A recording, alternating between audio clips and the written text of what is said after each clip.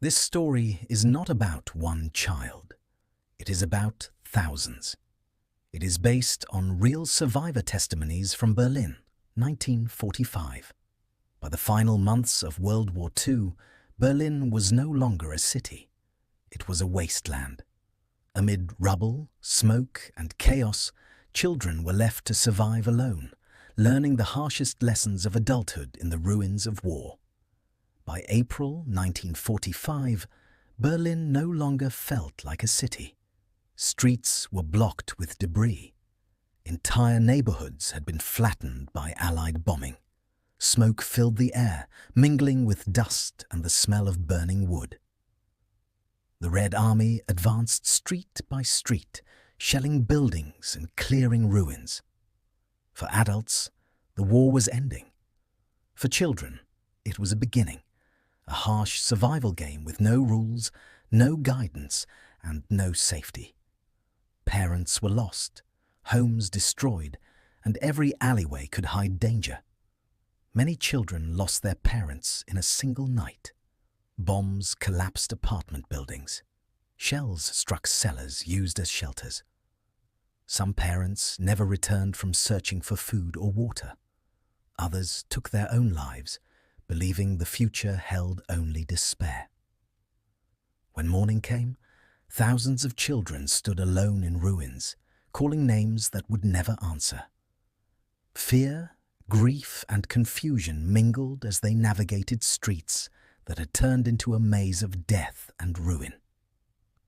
Children hid in cellars, subway tunnels, and bomb shelters long after the fighting moved on. The air smelled of smoke, dampness, and decay. Water dripped from broken pipes. At night, distant gunfire, footsteps, and explosions above reminded them that danger was never gone. Some remained underground for days, afraid to surface. They became shadows of themselves, silent, watchful, and constantly alert. Survival depended on knowing when to move and when to stay invisible. Hunger became a relentless companion. Food supplies were gone. Children scavenged in abandoned apartments, burned-out kitchens, and broken shops. They quickly learned which ruins had already been picked clean. Some boiled wallpaper paste. Others chewed raw potatoes or scraps from the streets. Hunger was no longer pain. It was a constant, dull presence, shaping every decision, every movement, and every interaction. A single bite could mean life or death. Older children became guardians overnight. 12-year-olds cared for younger siblings. They decided when to leave hiding, when to risk venturing out, and how to scavenge for food safely. They learned to read the expressions, uniforms, and voices of passing soldiers. Trust could mean survival.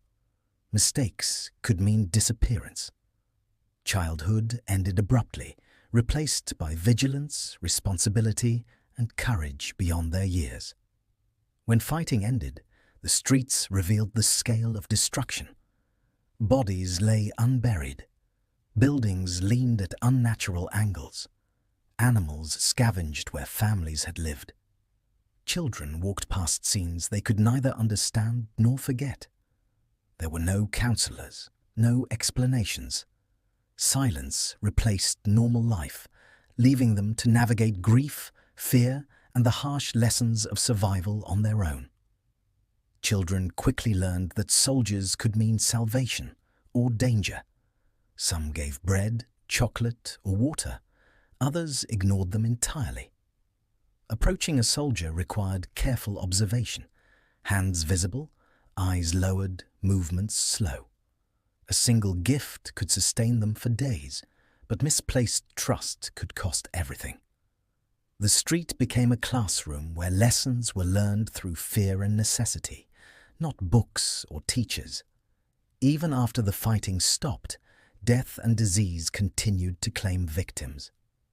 Typhus, dysentery, and infections spread quickly among those weakened by hunger. Some children survived the war only to collapse weeks later. The end of combat did not mean safety. Illness, exhaustion, and the scars of trauma persisted.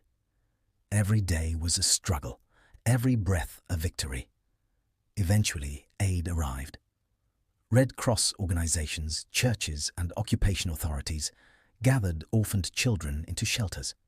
Food, warmth, and beds were provided. Yet trust was not easily regained. Many children refused to speak, clutched siblings, or hid every morsel of food. Survival instincts developed over weeks of terror did not disappear overnight. Recovery was gradual, fragile, and uncertain. Many of these children survived, grew up, and rebuilt lives. Few ever spoke of those weeks in the ruins. But the memory remained, of hunger, fear, and learning, too early that the world could collapse in a single night.